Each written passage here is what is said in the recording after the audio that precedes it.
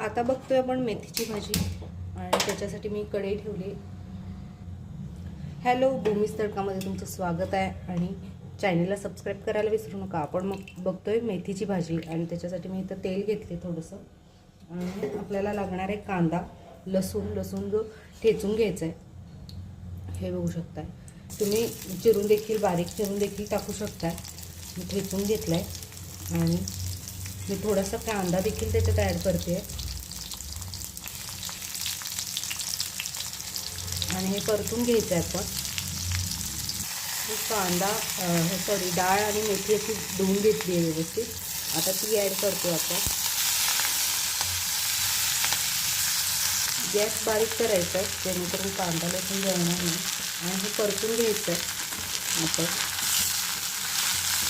तुम्ही डाळ भिजत घालून ती ॲड करून मग मेथी घातली तरी चालेल, तशी देखील चांगली लागते। पण आम्हाला डाळ जास्त शिजलेली आवडत नाही, अशी थोडीशी कचकच लागायला पाहिजे दातात अशी आवडते, त्यामुळे आम्ही शक्यतो हे अशी घालतो। आता मी थोडंसं मीठ ॲड करते त्याच्यात, तुमच्या अकॉर्डिंग मीठ ॲड करायचं असतं त्याच्यात, तुम्हाला कसं हवं। काही खूप कमी खातात त्या अकॉर्डिंग। आणि इथं आमच्याकडे ह्याच्यात खूप सारं खोबरं घातलं जातं कोकणी पद्धतीने।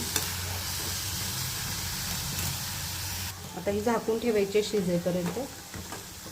हे बघू शकताय, असं खोबरं ॲड करायचं। आपली मेथीची भाजी तयार आहे। नक्की ट्राय करा अशा पद्धतीनं आणि मला कमेंटमध्ये नक्की सांगा।